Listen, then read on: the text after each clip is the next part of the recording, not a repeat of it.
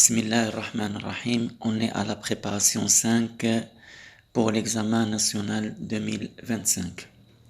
Alors, l'exercice 5, j'ai la fonction définie sur l'intervalle ouvert 0 plus l'infini par g de x est égal à ln de 1 plus 3 sur x moins x plus 6 sur x plus 3.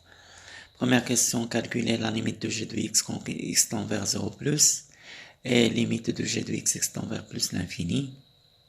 Deuxième question, montrer que quel que soit x appartenant à l'intervalle ouvert 0 plus l'infini, g' de x est égal à moins 9 sur x facteur de x plus 3 au carré.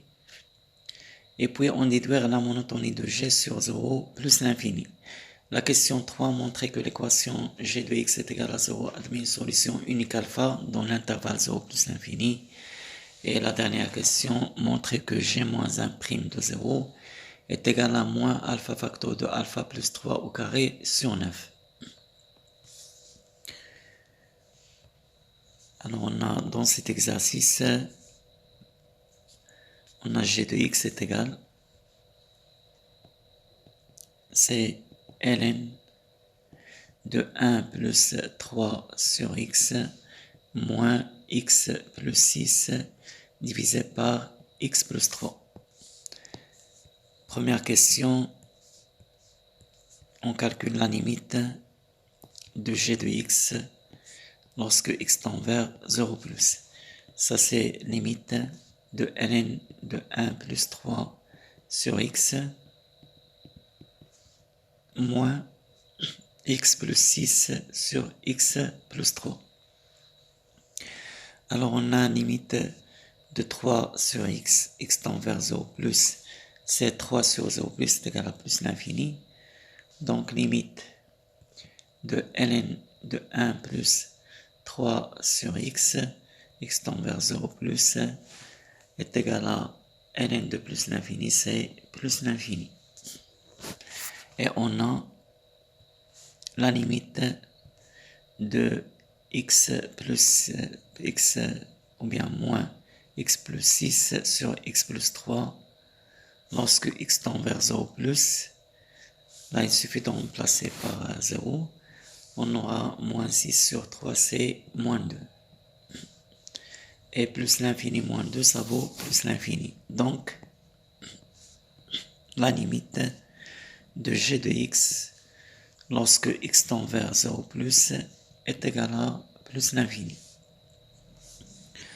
Reste à calculer la limite de g de x lorsque x tend vers plus l'infini. Alors c'est limite de ln de 1 plus 3 sur x moins x plus 6 sur x plus 3, x tend vers plus l'infini. Alors on a limite de 3 sur x tend vers plus l'infini, c'est 3 sur plus l'infini, c'est 0. Donc la limite de 1 plus 3 sur x tend vers plus l'infini est égale à 1. Et on a la fonction x donne ln de x est continue en 1 parce qu'elle est continue sur 0 plus l'infini ouvert. Donc la limite de ln de 1 plus 3 sur x tend vers plus l'infini est égal à ln de 1, ça vaut 0. D'autre part, on a limite de x plus 6 sur x plus 3, x tend vers plus l'infini est égal à. On a ici une fonction rationnelle et on a x tend vers plus l'infini. Donc ça c'est égal à la limite du terme de plus haut degré du numérateur sur le terme de plus haut degré du dénominateur. C'est-à-dire limite de x sur x tend vers plus l'infini, c'est limite de x tend vers plus l'infini, je simplifie par x, c'est limite de 1, la constante 1 c'est 1. Donc, limite de moins x plus 6 sur x plus 3, x tend vers plus l'infini est égal à moins 1, d'où la limite de g de x tend vers plus l'infini est égal à 0 moins 1, ça vaut moins 1. Pour la deuxième question, montrons que quel que soit x appartenant à 0 plus l'infini ou vers g' de x est égal à cette expression-là.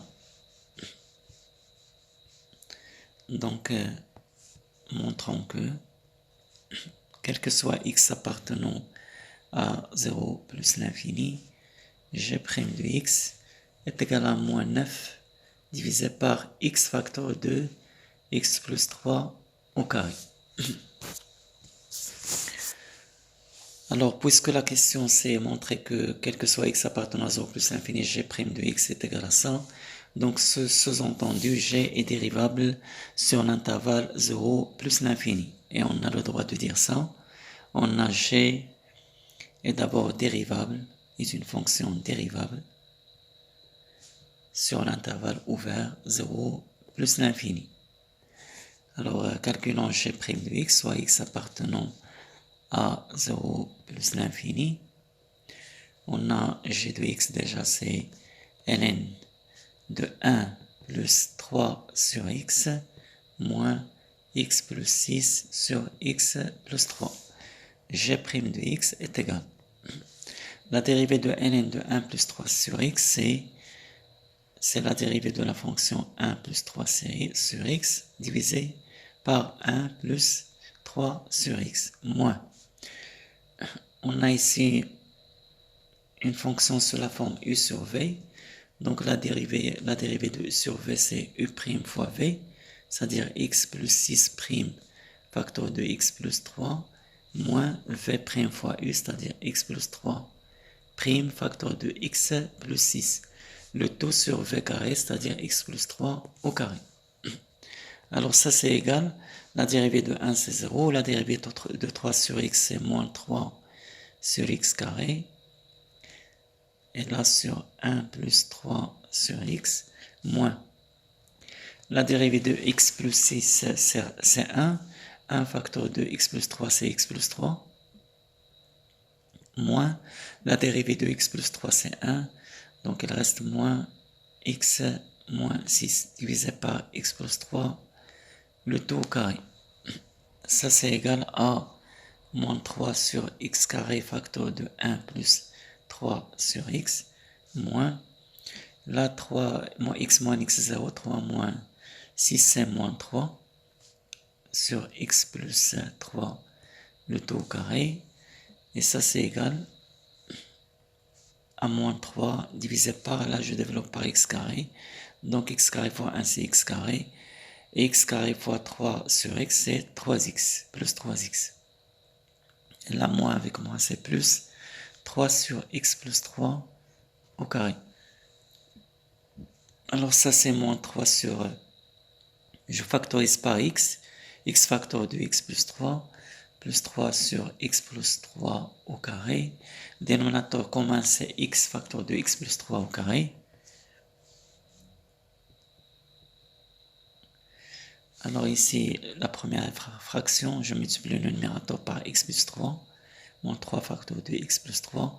Et la deuxième fraction, je multiplie le numérateur par x plus 3x. Alors là, ça donne, si je développe moins 3x plus moins 9 plus 3x, donc il reste moins 9 sur x facteur de x plus 3 au carré, ce qui est demandé. Donc enfin, on a montré que quel que soit x appartenant à 0 plus l'infini, g' de x est égal à moins 9 divisé par x facteur de x plus 3 au carré. Et après, la question, en fait, dans la même question, déduisons la monotonie de g sur 0 plus l'infini. Alors, il suffit d'étudier le signe de g' de x, soit x un élément de 0 plus l'infini. On a x facteur de x plus 3, le tout au carré est strictement positif. Donc, moins 9 divisé par x facteur de x plus 3 au carré est strictement négatif, d'où g' de x est strictement négatif sur l'intervalle 0 plus l'infini ouvert, et par suite g est strictement décroissante sur l'intervalle 0 plus l'infini. La troisième question, montrons que l'équation g de x est égale à 0 admet une solution unique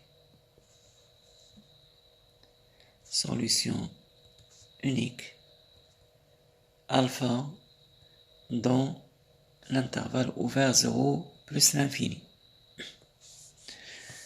Alors on a g, on sait que g est dérivable sur l'intervalle 0 plus l'infini, et puisqu'il est dérivable, donc il est continu, donc g est continu sur 0 plus l'infini. D'autre part, on a g est strictement décroissante sur l'intervalle 0 plus l'infini, d'où je peux dire que g admet une fonction réciproque. G admet une fonction réciproque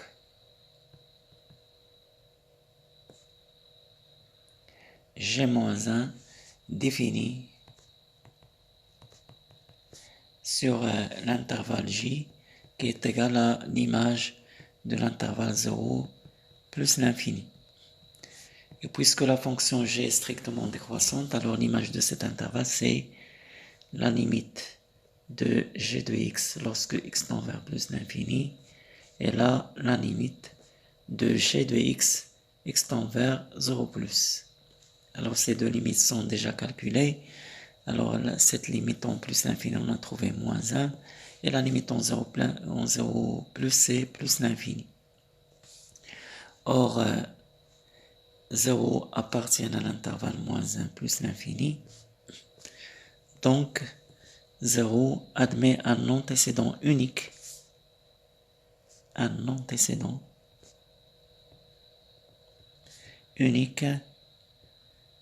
alpha dans l'intervalle 0 plus l'infini.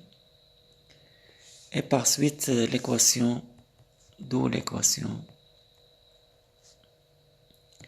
g de x égale à 0 admet bien une solution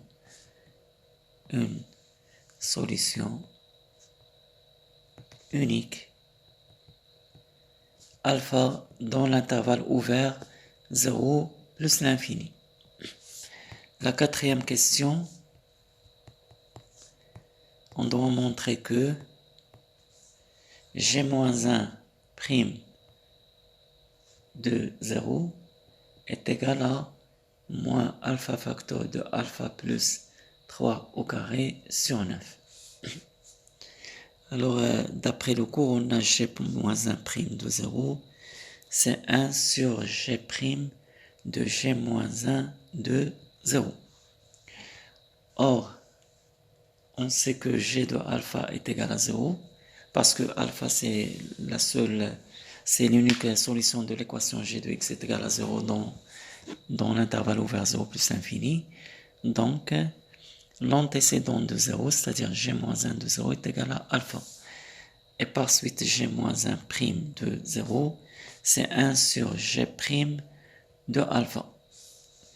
Et si je remplace alpha dans l'expression de g', ça donne 1 sur moins 9 sur alpha facteur de alpha plus 3 au carré, et cela donne bien moins alpha facteur de alpha plus 3 au carré sur 9.